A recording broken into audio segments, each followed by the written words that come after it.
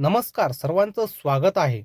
आपल्या हिंदू धर्मामध्ये पितृपक्षाला खूप मोठे महत्त्व आहे. पितृदोष हा शब्द आपण खूप ठिकाणी ऐकला असेल. तर सर्वात महत्त्वाचा प्रश्न, पितृदोष हा कसा उद्भवतो?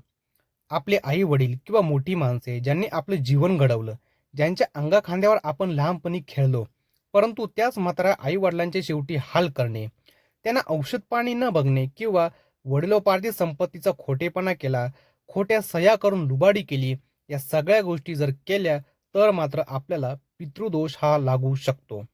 घरातील सासू-सासरे यांची बाहेर जाऊन निंदा करणे, यामुळे सुद्धा पितृदोष हा लागू शकतो. तर अशा अनेक कारणामुळे पितृदोष हा उद्भवतो.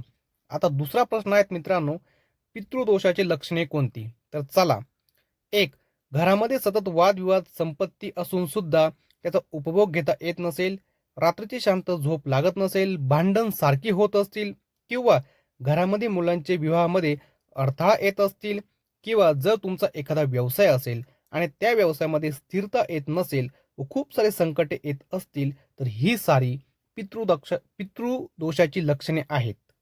आता तिसरा प्रश्न आहे मित्रांनो, उपाय. तर चला बघूया. यामध्ये आपल्या कुटुंबियांचे मन जिंकणे, त्यांना काय हवे नको ते पाहणे, चांगले विचार मनात आणा, दुसऱ्याचे चांगले हो व त्या पाठीमागे आपले सुद्धा चांगले व्हावे हा विचार मनात आणणे, आई वडिलांचे आशीर्वाद घेणे, या गोष्टी चांगले प्रारब्ध होण्यासाठी उपयुक्त आहेत. तर आपण दुसऱ्याचा जेवढा जास्त चांगला विचार करू, तेवढ्याच चांगल्या गोष्टी या आपल्या आयुष्यात घडतील. त्यानंतर सकारात्मक विचार मनात आणा, दुसऱ्यांबद्दल तर चांगले विचार आणत आणा, पण गरिबांची मदत करण्याचा सुद्धा हेतू ठेवा.